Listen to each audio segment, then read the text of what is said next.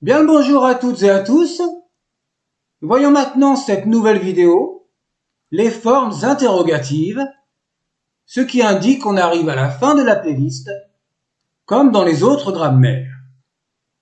Les phrases telles qu'elles se présentent dans les textes égyptiens peuvent être interrogatives sans marque particulière. En effet, en l'absence de pronoms interrogatifs, comme dans toutes les langues, l'intonation indiquera la différence. En exemple, Youssa, Youssim, est-elle ici? Est-elle là-bas? En ancien égyptien, et d'ailleurs dans les périodes qui suivent, il existe l'interrogatif in, qui traduit en français notre équivalent de est-ce que. Ce lexème interrogatif peut être suivi de la phrase adverbiale, la phrase nominale et les syntaxes du septgem NF, du septgem F indicatif et du prospectif, du MERRF imperfectif et du parfait ancien, c'est-à-dire pratiquement toutes les formes verbales. Il sera toujours placé en début de syntaxe. Il est à noter que ces 7 formes verbales servent à exprimer le présent, le passé, le futur et les voix passives. Alors la question que l'on se pose naturellement est donc: pourquoi les Égyptiens ont-ils créé des formes verbales supplémentaires? Cela reste un mystère. Enfin, en ancien égyptien, il n'existe que 4 pronoms interrogatifs qui se diffèrent plus ou moins selon le contexte. Ce sont Icheset, quoi, M, qui, quoi, si, qui, quoi, et Tcheni, où. Il n'y aura pas d'exemple avec le lexème in pour traduire est-ce que. Il sera facile de le reconnaître puisqu'il est toujours placé en début de syntaxe. Évidemment en tant que pronom interrogatif, parce que in sert également à traduire la préposition par ou de la part de. Mais on l'a vu également dans une forme emphatique dans une de nos vidéos. Je vous laisse découvrir laquelle. Voyons maintenant aux pages suivantes quelques exemples pour ces 4 pronoms interrogatifs et les variantes et leurs emplacements. Le pronom interrogatif Icheset, ou sa variante, sert à désigner dans la majorité des cas une chose. Il peut désigner également une personne sans connotation obligatoirement péjorative.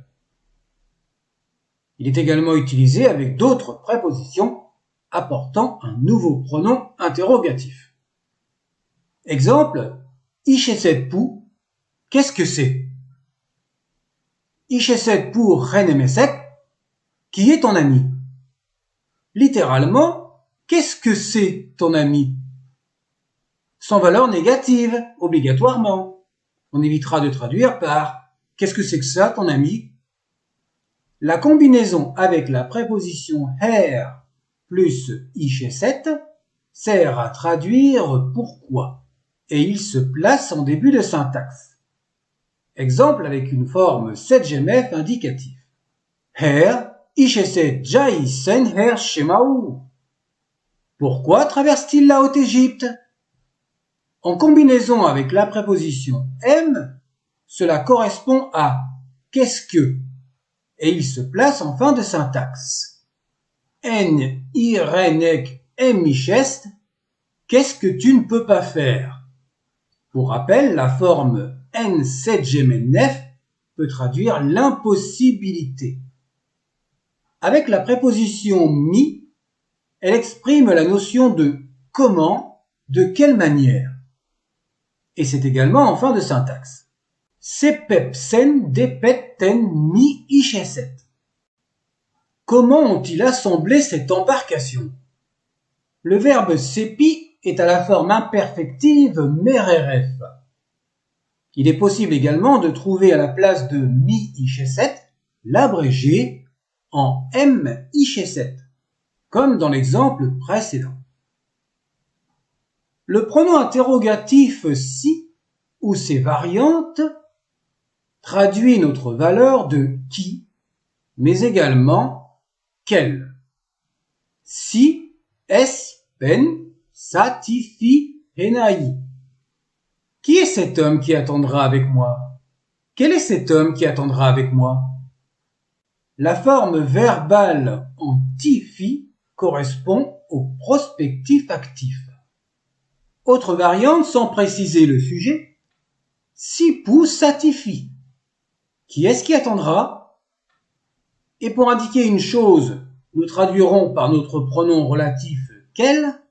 Exemple, quel statut doit être apporté pour ton maître? Cette forme verbale est au parfait ancien et le pronom interrogatif est placé devant le substantif répète. La traduction peut varier en « quel statut est apporté pour ton maître ?» En effet, en ancien égyptien, il n'y a pas de traduction pour le verbe devoir plus un infinitif. Le troisième pronom M reflète les mêmes valeurs que les deux précédents. À celui-ci, il existe deux variantes. Précédé de l'interrogatif in, il prend la valeur de notre pronom qui. Exemple, M, nef, maau, ipen. Qu'est-ce que c'est pour lui ces produits? Ou en mieux, que représentent pour lui ces produits? M, ma, nek, qui as-tu observé? Qu'est-ce que tu as observé? Le pronom est fréquemment placé en début de syntaxe. On peut également le confondre avec l'impératif. Rajoutons cet exemple où l'interrogatif est placé en fin de syntaxe. Ireniem. Qu'est-ce que j'ai fait? En combinaison avec l'interrogatif in, nous avons par exemple inemku, inemiru eneknen. Qui es-tu? Qui a fait cela pour toi? En premier, nous avons le pronom dépendant et en deuxième, le parfait ancien pour traduire le passé composé. Enfin, l'interrogatif pour désigner un lieu que l'on traduit par où, d'où, se rend par tcheni, ou les variantes. En exemple, hor tcheni, où est Horus? Ou alors, tcheni hor. Il peut donc se placer avant ou après. Exemple avec un pronom dépendant, tcheniku, où es-tu? Ou avec la particule dite d'énonciation, yuk tcheni, avec les auxiliaires temporels, tcheni unek, où étais-tu? Tcheni unenek, où seras-tu? Et un dernier exemple avant la fin de la vidéo, avec un verbe au septième NF, per ren sen tcheni. D'où sont-ils sortis? Ce pronom interrogatif peut donc se placer en début ou en fin de syntaxe, contrairement au Moyen Empire, qui ne le place qu'en fin de syntaxe. C'est simplement l'évolution de ce pronom interrogatif. À bientôt pour la suite, car il manque encore le récapitulatif des formes verbales. Portez-vous bien!